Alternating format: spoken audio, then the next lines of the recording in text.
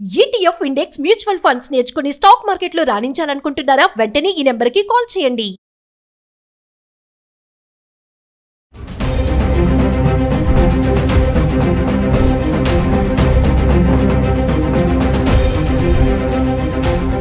నమస్తే, welcome back to Suman TV. Present మనతో పాటు ఉన్నారు అనలిస్ట్ మందర కృష్ణారెడ్డి గారు. నమస్తే సార్. నమస్తే అమ్మా. సార్, మరి బంగారం ధరలు చూసుకుంటే కొంచెం తగ్గుతున్నాయి, మరి ఇంకా తగ్గుతుందా? మరి ప్రెసెంట్ పరిస్థితులు ఎలా ఉన్నాయి అంటే ఒకసారి వివరాలకు వెళ్తే. బంగారాన్ని ఒకసారి మనం అవలోకనం చేసుకుంటే గత సంవత్సరం 2024లో అక్టోబరు ఎండింగ్ నాటికి మనం చూస్తే అప్పుడు సుమారుగా 76,000 చిల్లర బంగారం ఉంది. ఇప్పుడు మనం మళ్ళీ 2025 అక్టోబర్ చివరి నాటి చూసుకుంటే, అంటే ఈ తగ్గక ముందు చూసినట్టయితే 1,27,28,000 దాకా కూడా మనం దాదాపు ప్రయాణం చేసి వచ్చాము. మనం రెండింటి మధ్య వ్యత్యాసం చూస్తే సుమారుగా 47,000 నుంచి 50,000 రూపాయల దాకా పెరిగినట్టుగా కనబడుతుంది. సుమారు ఒక 50,000 రూపాయలు పెరిగినాయని అనుకున్నాం. అలాగే వెండి కూడా అదే బేస్లో దాదాపుగా పెరిగింది. ఎందుకంటే అప్పుడు 80,000 రూపాయలు సుమారుగా ఉన్నట్టయితే ఇప్పుడు దాదాపు 1,50,000 దాకా కూడా వెళ్ళి వచ్చినటువంటి పరిస్థితి. అంటే సుమారుగా 60 నుంచి 70,000 రూపాయలు, 60,000 సుమారుగా అక్కడ పెరిగింది. ఇంత పెరుగుదల అసలు ఈ మధ్యకాలంలో ఎప్పుడూ లేదు.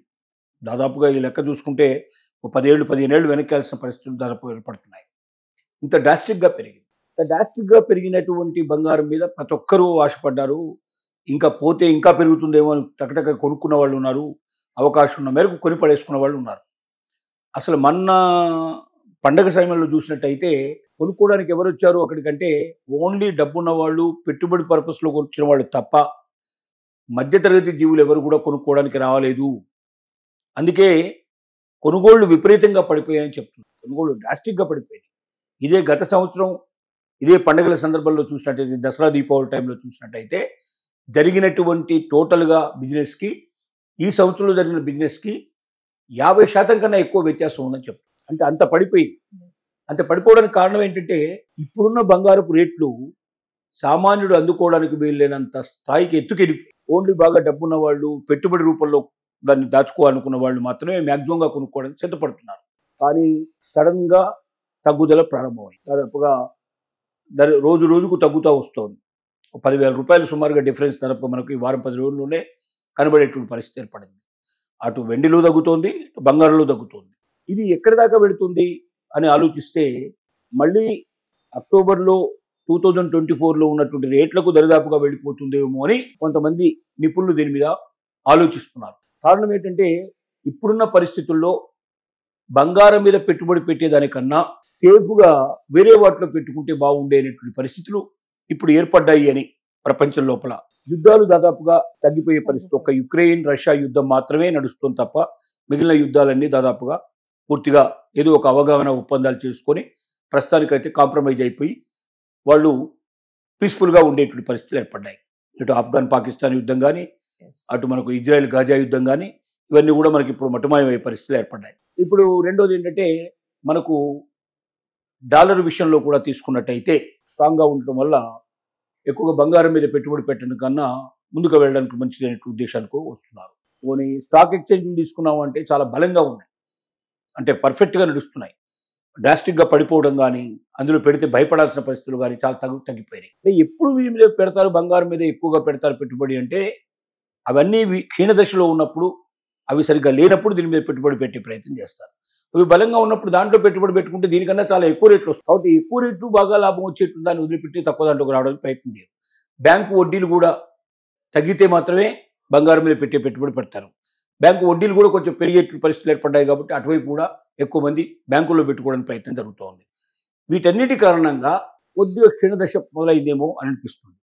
రెండోది, ఒక పెట్టుబడిదారులు మాత్రమే పెట్టగలిగేటువంటి పరిస్థితుల్లో ఇప్పుడు బంగారం కొనుక్కోగలిగే పరిస్థితి ఉండి సామాన్యులకు దూరం అయిపోయే పరిస్థితి ఏర్పడదు. కాబట్టి కొనుగోళ్ళు బాధ్యం తగ్గిపోయినాయి. కొనుగోళ్ళు తగ్గే వరకు ఏమైంది, డిమాండ్ తగ్గిపోయింది. ఎప్పుడైతే డిమాండ్ తగ్గిపోతుందో ఆటోమేటిక్గా రేట్లు కూడా పడిపోయే అవకాశాలు ఉంటాయి. సో వీటన్నిటి సూచిక ఆధారంగా ఇదే ట్రెండ్ కంటిన్యూ అవుతే బంగారం మళ్ళీ కిందికి వచ్చేసి ఒక రకంగా మళ్ళీ 2024 అక్టోబర్ నాటికి ఉన్నటువంటి పరిస్థితులకు రీచ్ అవుతుందేమో, 76,000-80,000 వరకు రీచ్ అయ్యే అవకాశాలు ఉన్నాయేమో అని కొంతమంది అంచనా. కానీ 100% ఇలాగే జరుగుతుంది, ఇంత తేడా వస్తుంది, ఇక పెరగనే పెరగదు, ఇక తగ్గినట్టే పూర్తిగా అన్ని అని 100కి 100 సార్లు భావించడం అనేది సాధ్యం కాదు. అదే బంగారాన్ని ఎక్స్పెక్ట్ చేయడం అంటే అది ఊరికే మనం ఏదో జ్యోతిష్యం చెప్పినట్టుగానే ఉంటుంది తప్ప వాస్తవికం చాలా దూరంగా ఉంటుంది. అది కొనుక్కునే వాళ్ళు 1కి 10 సార్లు ఆలోచించాలి. ఎవరన్నా కొంచెం ట్రెండ్ తగ్గుముఖం కనబడుతుంది కాబట్టి కొద్ది కాలం వెయిట్ చేసి, అంటే ఇంకా తగ్గుతుందా లేక మళ్ళీ పెరుగుతుందా అని కొంచెం వెయిట్ చేసి, తగ్గితే ఒక స్టాండర్డ్ దాకా తగ్గే పరిస్థితి ఏర్పడి ఇంకా కొంచెం పెరగడంలో ఒక వారం 15 రోజులు 4 రోజులు పెరుగుతాం కనబడుతున్నట్టయితే అప్పుడు ఆ టైంలో కొనుక్కున్నట్టయితే బెటర్. ఇప్పుడు కొనేటువంటి వాళ్ళు కొద్దిగా ఆగడం మంచిది, కొంతకాలం వెయిట్ చేయడం మంచిది.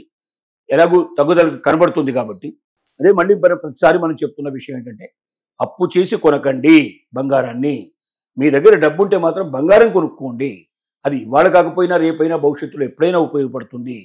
సులభంగా తాకట్టు పెట్టుకోవడానికి వీలు పడుతుంది, సులభంగా అమ్మడానికి వీలు పడుతుంది, సులభంగా అవసరాలన్నిటికీ ఆదుకునే అవకాశం ఉంటుంది. బంగారాని కన్నా స్పీడ్గా అమ్మగలిగేది ఈ ప్రపంచంలో ఇంకా ఏది లేదు. నేను చెప్పాలంటే అన్నిటికన్నా వేగంగా అమ్మగలిగేది బంగారం. ఆ తర్వాత వెండి కూడా ఇప్పుడు బాగా రేట్లు పెరుగుతున్నాయి కాబట్టి అది కూడా అమ్మడానికి అవకాశం ఉంది. సామాన్యులు అయితే, మధ్యతరగతి వారు అయితే వెండి మీద ఎక్కువ పెట్టుబడి పెట్టండి. ఎఫర్డబిలిటీ ఉండేటువంటి వాళ్ళు అయితే బంగారం మీద పెట్టుబడి పెట్టుకోండి, ముందుకు వెళ్ళండి. కానీ అప్పు మాత్రం చేసి కొనకండి అని మనం విజ్ఞప్తి చేస్తున్నాం. Thank you.